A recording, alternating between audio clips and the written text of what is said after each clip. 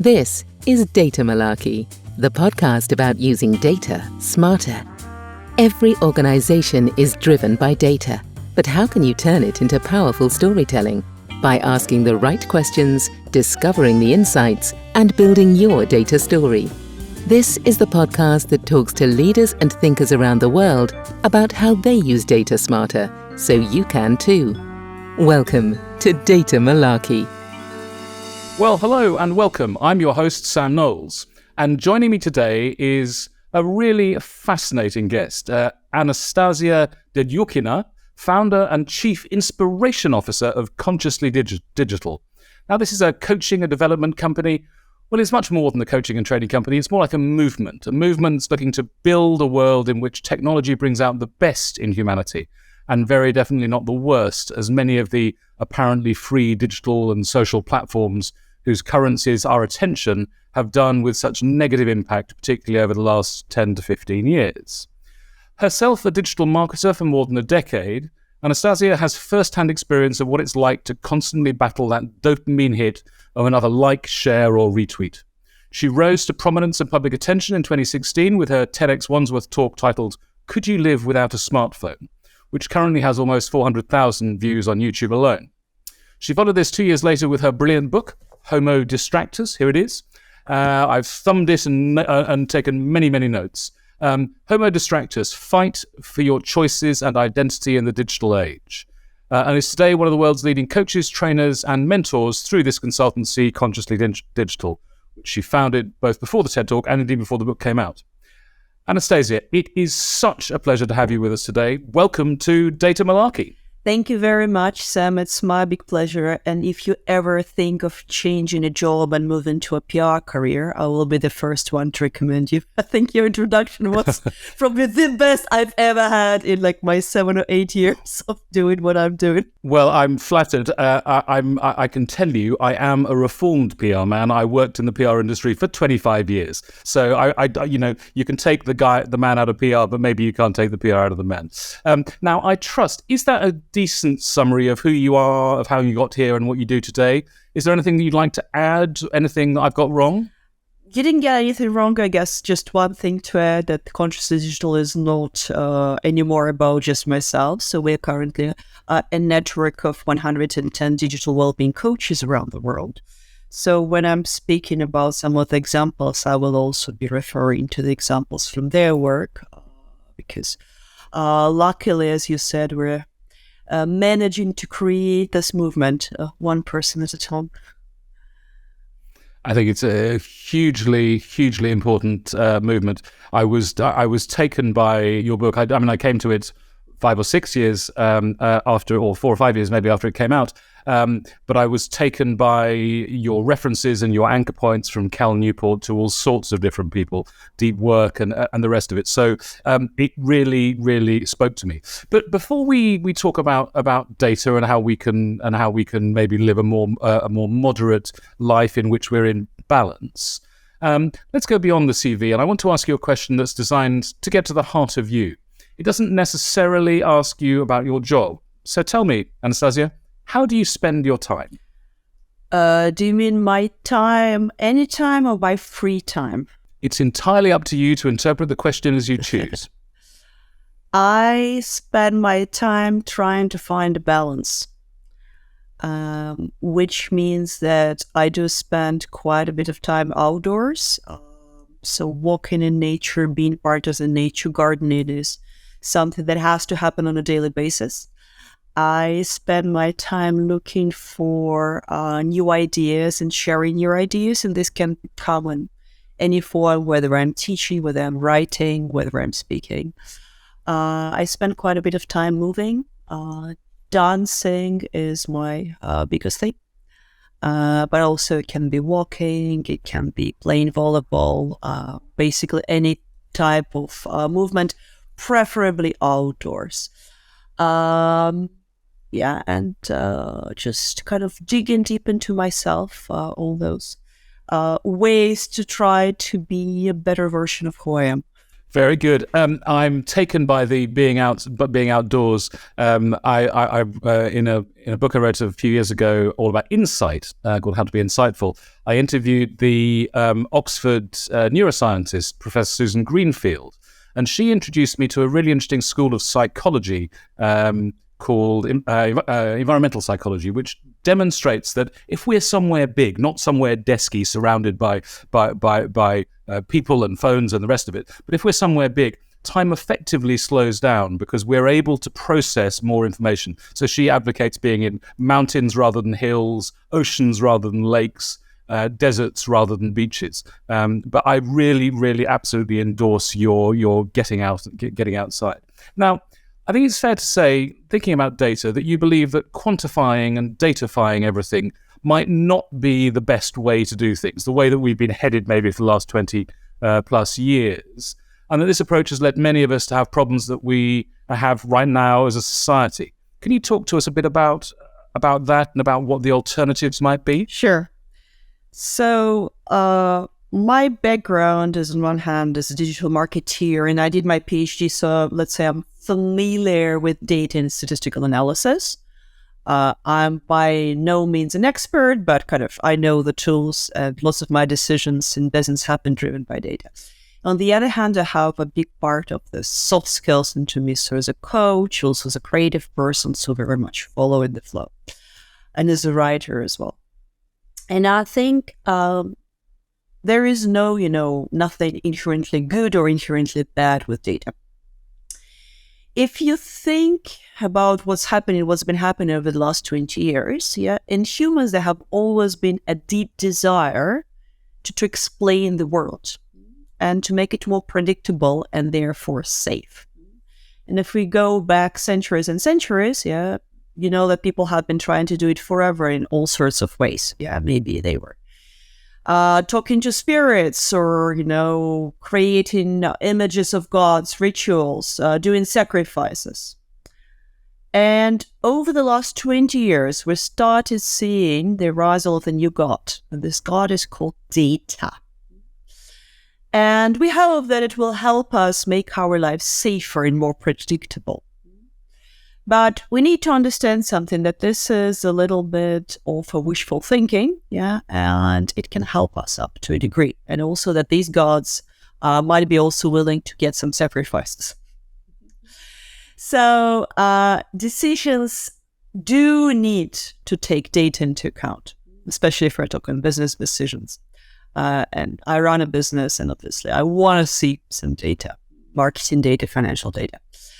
But when we're being driven by data, we need to understand the premises. We need to understand that any data is only explaining part of the story.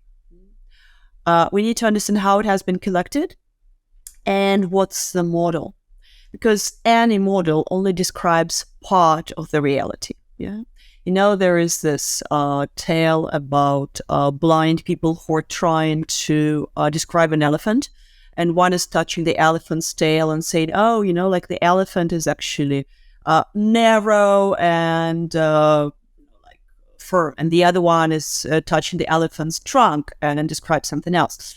So this is the risk of being blindfolded by data. We steal because we're only using a model, and no mathematical model is perfect, because humans are very complex systems. Societies are incredibly complex systems. No modern, we're always trying to describe a part of the elephant. So as long as we're not mistaking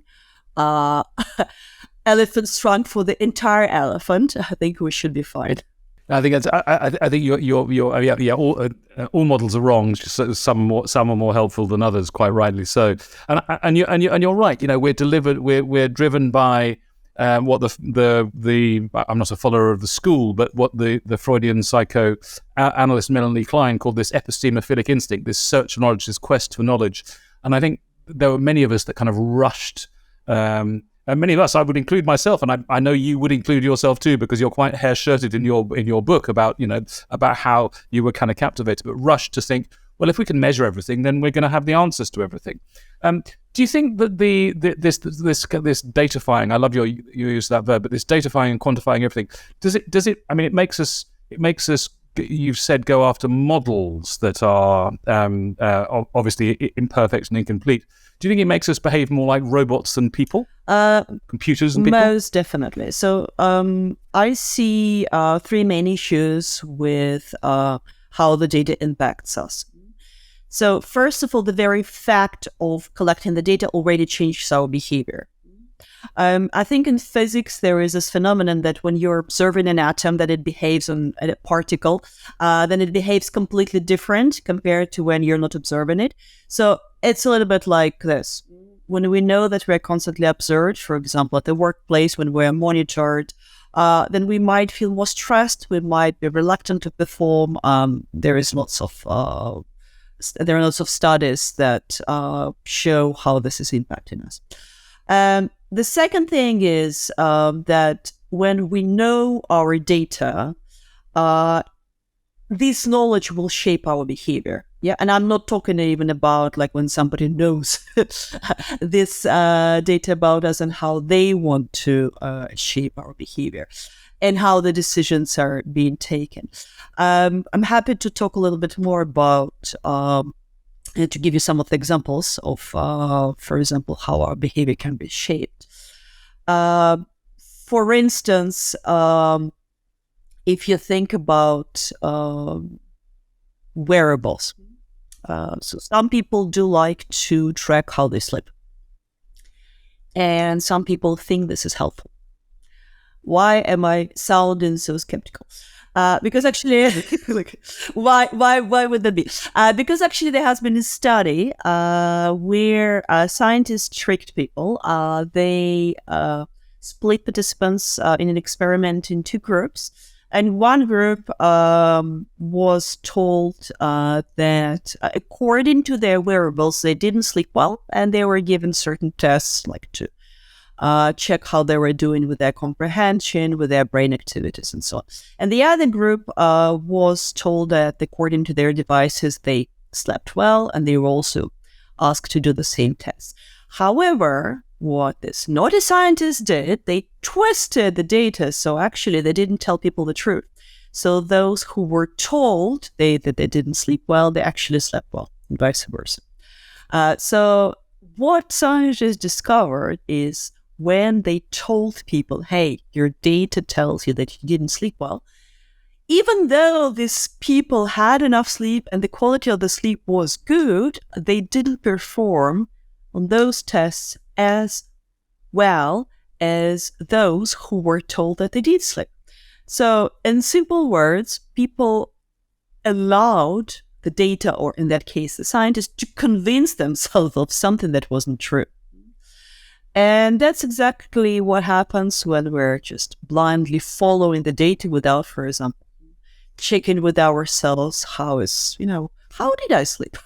Or am I hungry? Or do I need to walk now? Or do I need to drink water? Do I have to rely on my device to tell me this? Or do I already have internal awareness mechanism that has been developed by evolution over centuries and centuries that actually can cope very well with this task? I think that's a spectacularly good experiment. Before talking to you, I wasn't aware of that experiment. I think it's an absolutely brilliant experiment. I was originally, before becoming a psychologist, I was originally a classicist, and I'm taken by the school, the much misunderstood school of Stoic philosophy, which has been actually very well updated. I don't know if you come across the work of Ryan Holiday, the Everyday Stoic, amazing West Coast writer. Basically, we can control events. Not at all. Events happen. All that we can control is our response to them. And you're talking about that wearables is and also you're talking about the particles when observed in physics. I think that's a brilliant example. I've just binge watched the series Severance. I don't know if you've come across Severance, where workers are able to have an implant in their brain, and they're able to sever their work life from their home life.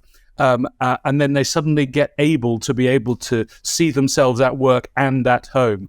and suddenly they're behaving very, very, very differently. So I think you make a very good point about collecting data affects the data, and the biases and the prejudices that we bring towards it.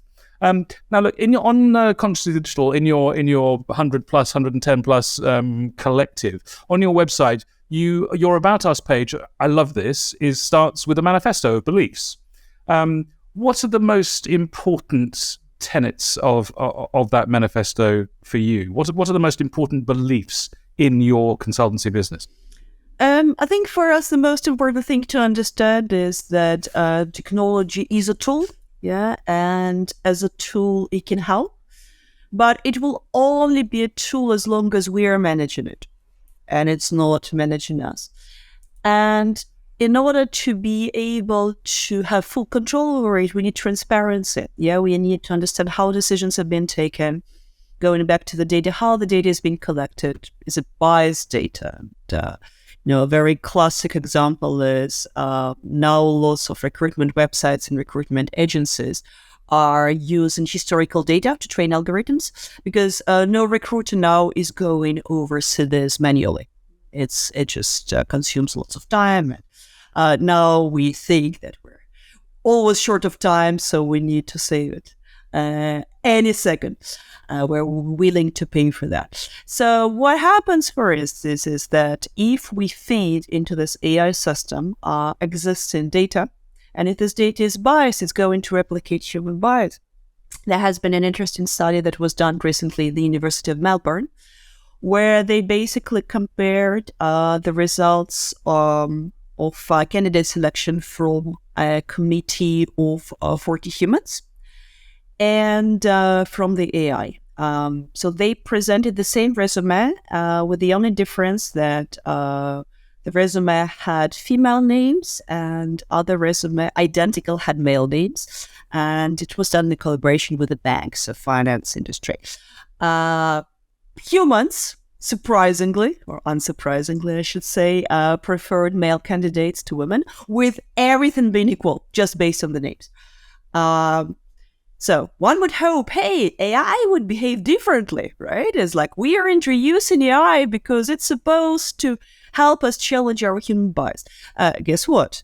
AI was trained on the previous historical data. So actually, even after a number of iterations, AI was still selecting male candidates just because that's how it was trained.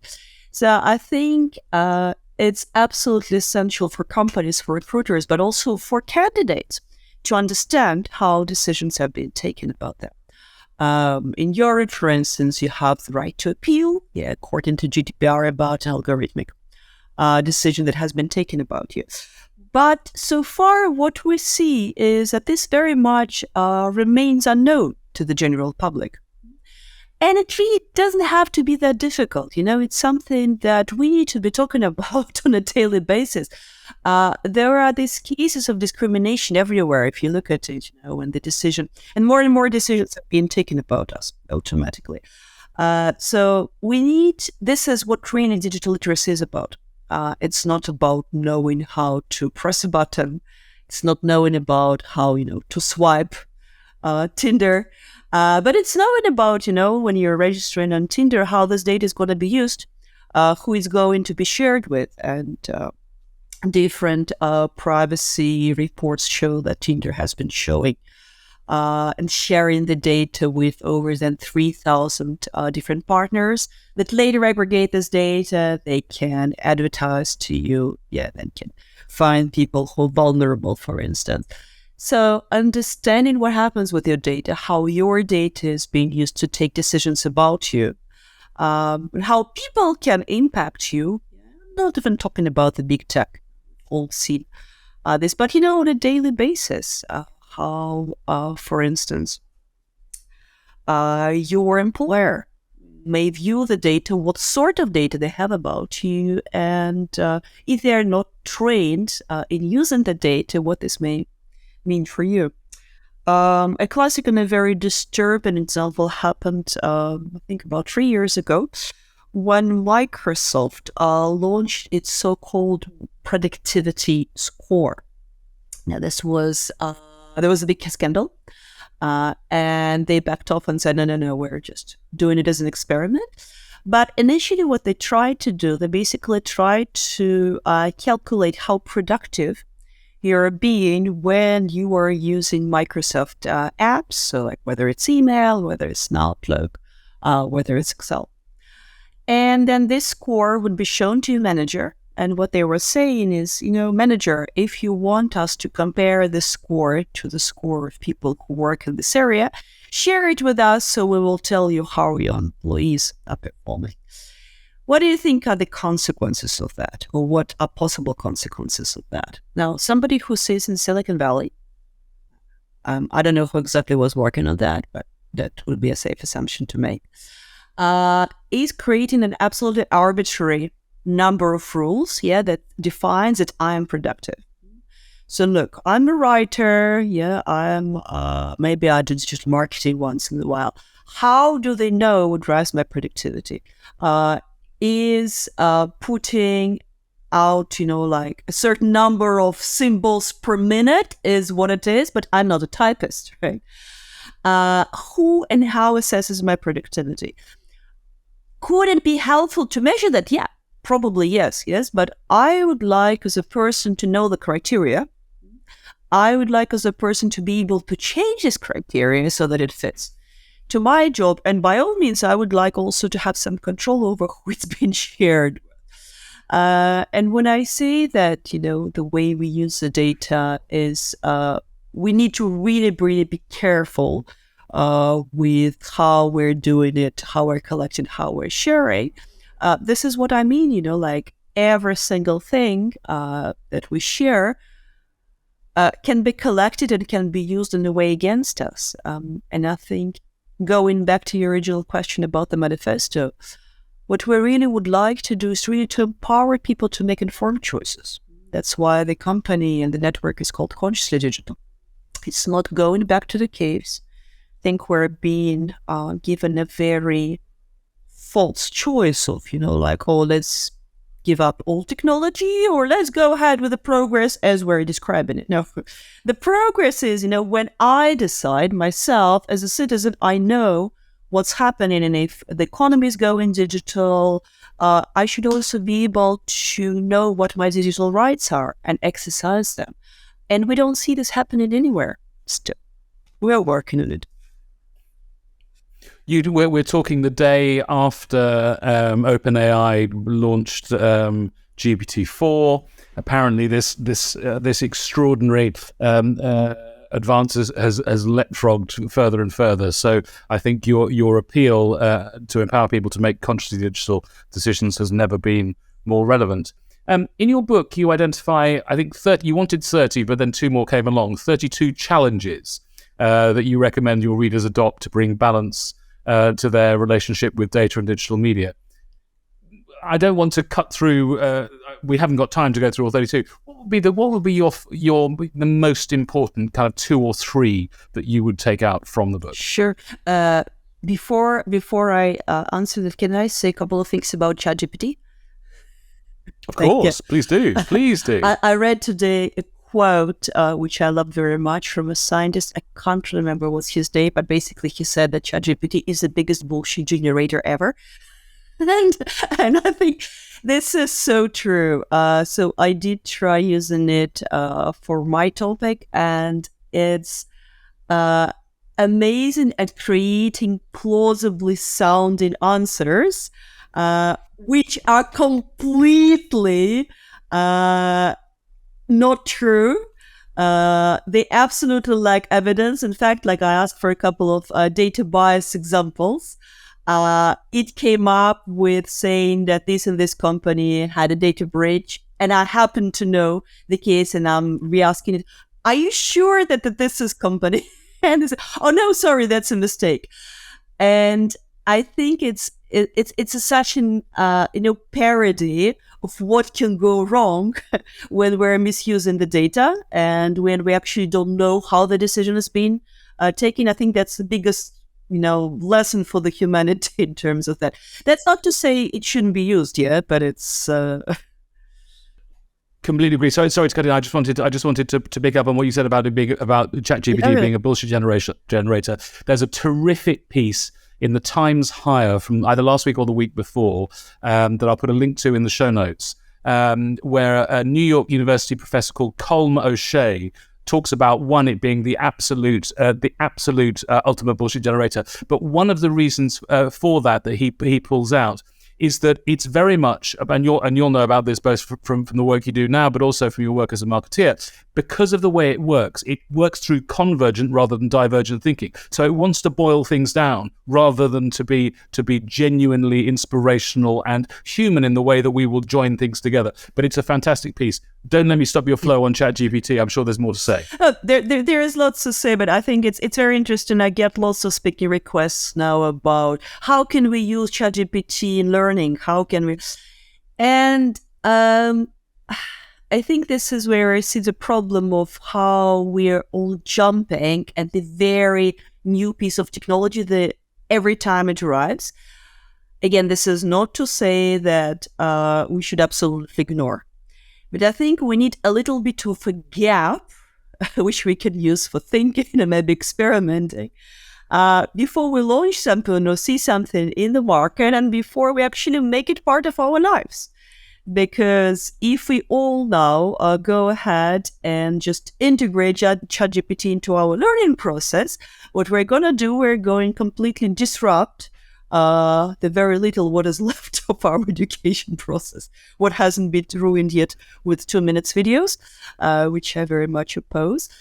And then, we're going to wake up to the fact that we actually don't know anymore what's true, what's not, and what's real knowledge and what's not. Does it mean that we need to ignore the development of ChatGPT? No, absolutely not. But perhaps, taking a bit of time to understand what are the premises, how are decisions being driven, what is it good for, and what is it not good for, and educating your students about it. Using examples would be a very healthy way to adopt the technology. And really the problem we have is that we are living in the age of unprecedented tech revolution, where tech development is moving super fast. Our social structures are not ready for that, and this tech development is totally fueled by the marketing budgets of big tech companies. I'm talking about it as a digital marketeer. And, and it calls for, hey, but let's wait and actually see what's happening. Do we need it? They're being claimed as flooded. That's not true, right? There is, yes, evolution or revolution. Yes, the society will be evolving, but before we all jump off the cliff, perhaps, might be a good idea to send somebody over there and see what's at the bottom. Anyways, going back to your question about the tips and challenges. So when I was writing this book 5 or 6 years ago, there was one type of technology. Now we have something else. So technology is always evolving.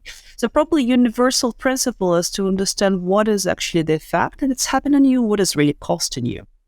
So for instance, if you're constantly switching your attention, Gloria Mark, who's a researcher in focus on how technology affects our focus and attention, says that we switch our tasks when we're doing something on the screens approximately every 47 seconds.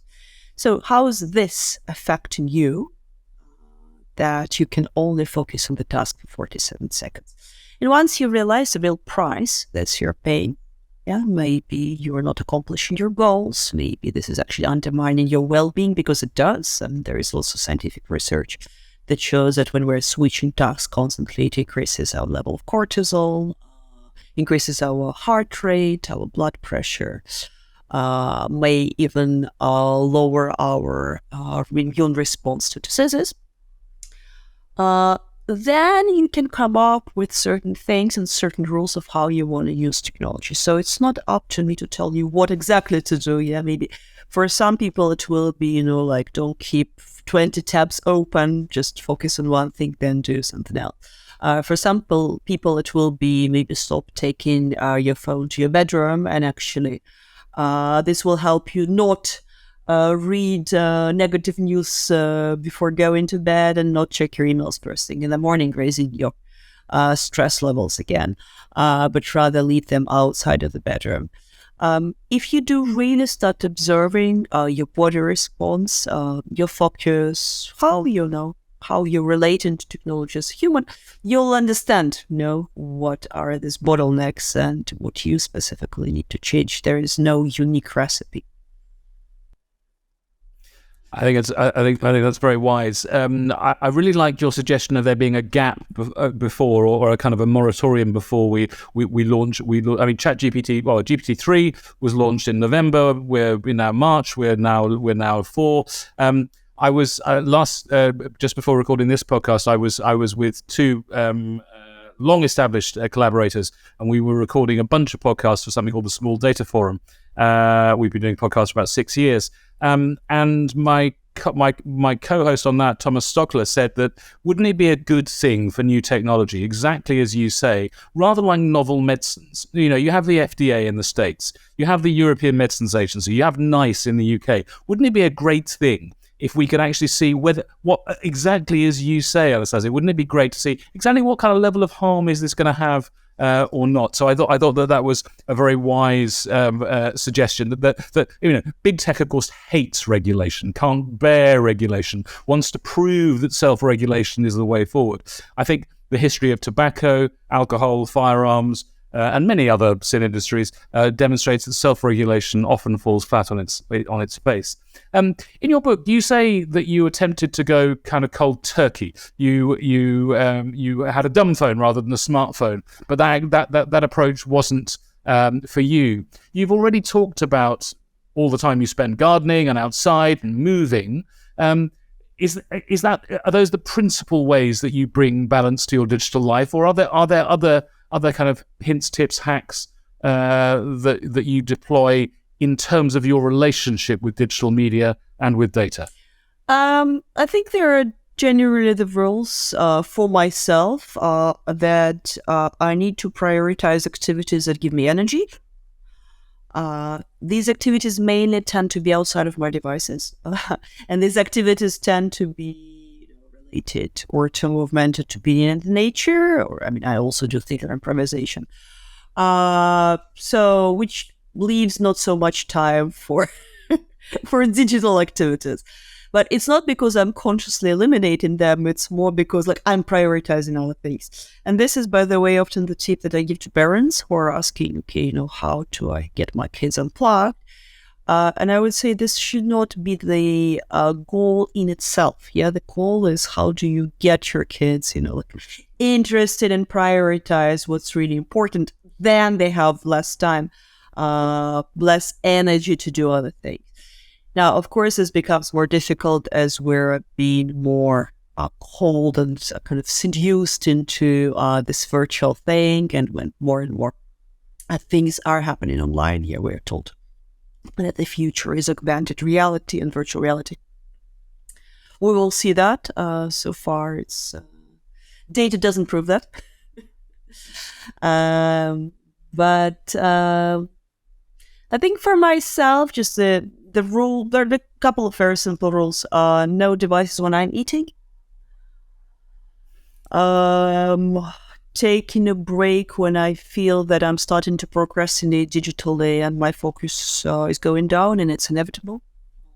And that I discovered, I have to be very honest with myself, and it might go down, after an hour and a half. And I feel, oh my God, I need to do so much more. But I know if I don't stop now, then I will just end up, the news websites all the time. So just being honest with what my body is asking me, and no devices allowed in the bedroom. So that's probably the toughest rules. I also don't have any social media on my phone. So I do have now a regular smartphone. And probably, but that's a different thing. I don't think that I need to upgrade my phone every year. So that's for actually environmental reasons. And I resist the endless marketing attempts to try to make me do that every 12 months. but that's nothing more rigid than that. Very good. Very, very wise advice. What's the worst example you'd say of the misuse of data that you've observed, either in public life or in your career, or from one of the big tech platforms, or maybe something totally else? Is there an example of a really bad misuse that sticks in your mind? I think you'll have lots of competition there. There is actually an excellent website. I think it's called the repository of all the AI biases and data biases. I'll share the link afterwards. And they report daily all this, whatever is happening, and you totally want to check it out. It's ridiculous. You know how I just read today a case when the person, there was a mistake that was made by facial recognition software. So the person was detained by the police because the software said that he is a suspected criminal. He was not, and he died while he was in detention. That's like that happened in India a few days ago. If you think about what's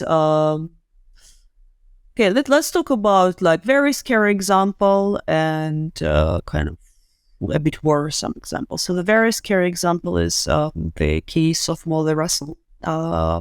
If you've been following this in the UK, so Molly was, I think, a 14-year-old girl, teenager, and she was following social media. It's something that teenagers do, Instagram and Pinterest. And it looks like that Molly had some depressive symptoms. And what happened is that the algorithms were showing her more and more of the extreme content, which, as the court hearing established, actually has pushed her into committing suicide. And I think it's a very important precedent when actually, for the first time, the court really established that the algorithms that were used by companies were specifically guilty of driving somebody to commit suicide. Another less extreme example, but probably very worrisome still, is how Facebook, but also other social media, are using data and collecting the data about teens and children in order to target them advertising unhealthy foods and fizzy drinks.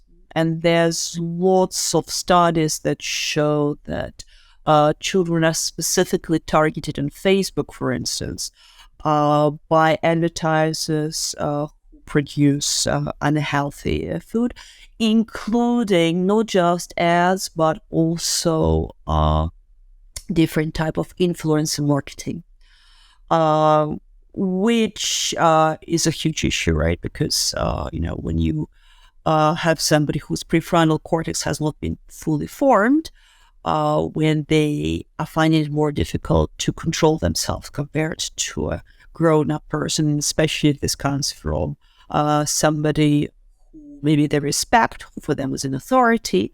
We are creating potentially a generation of people who are going to have tremendous physical health problems. I'm not even talking about mental health problems. There's lots of research around that.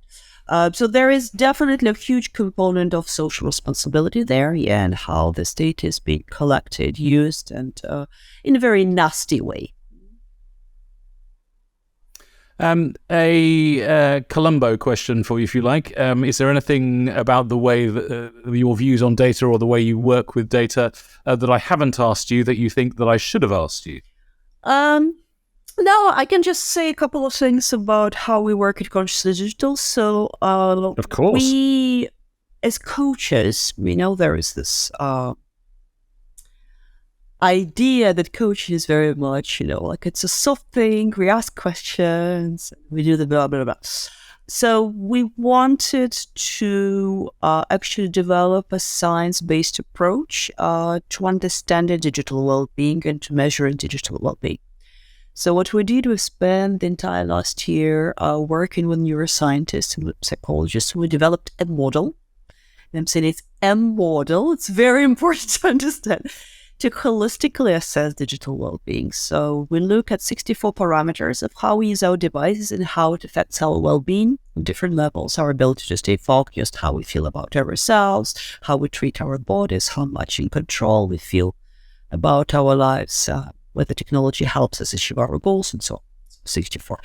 And what we could develop is the model where basically after taking a short survey, the person gets a score of their digital well-being from 0 to 100, and the score for 6 top factors that are contributing to their digital well-being. And we can use it to quickly assess what's happening with their digital well-being, and then to track the progress. Now, when I work with companies, so we often come to the company, we say, okay, we can now measure employees' digital well-being. Guess what's the first question that's been asked?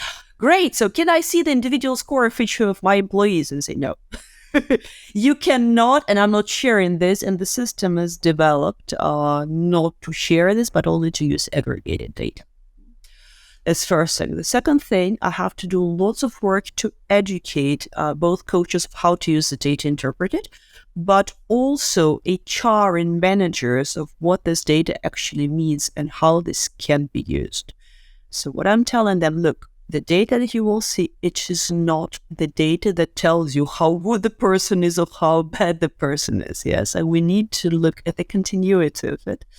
You need to combine it with lots of other things we're not asking about, and we need to be aware of that this is just a model. So, for example, what we would do is the coach would have a look at this, then they will sit down with a client or with a team and say, look, so these are the factors, this is, like maybe on the scale of self-control, you're scoring lower. What's going on for you there?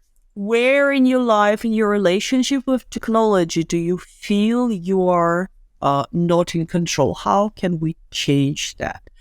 So for me, this is a good example of how we can, try to combine the data insights and make something out of it.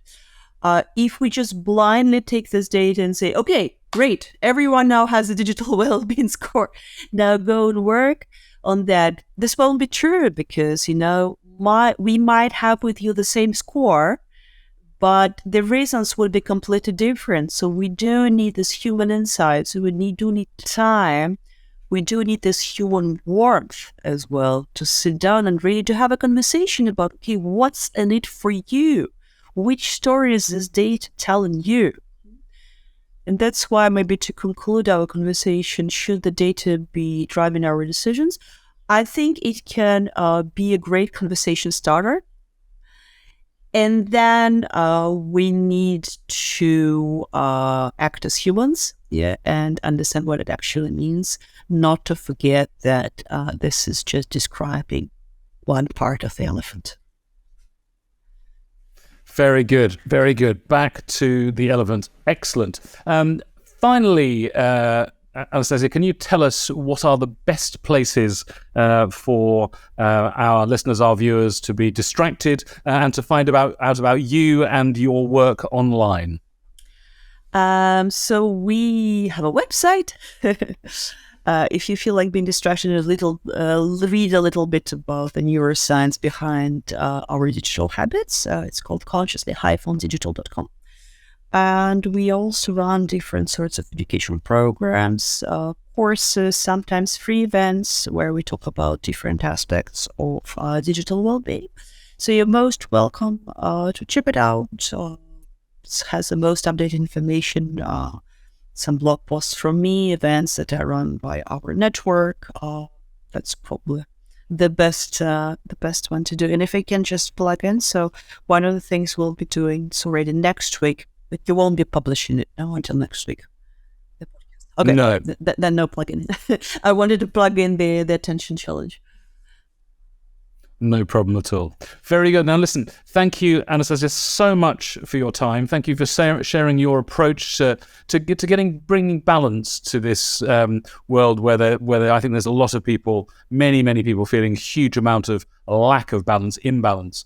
I think it's fair to say if there were more people with your pragmatic and evidence-based approach, there would be less data malarkey and rather more common sense in our world of data. Thank you so much for your time. Thank you so much. So it was a pleasure. Thanks so much for listening to Data Malarkey, the podcast about using data smarter. To find out what kind of data storyteller you are, why not take our data storytelling scorecard? It takes just 2 minutes to complete and will give you a personalized report right away. Visit data-storytelling.scoreapp.com or follow the link in the show notes.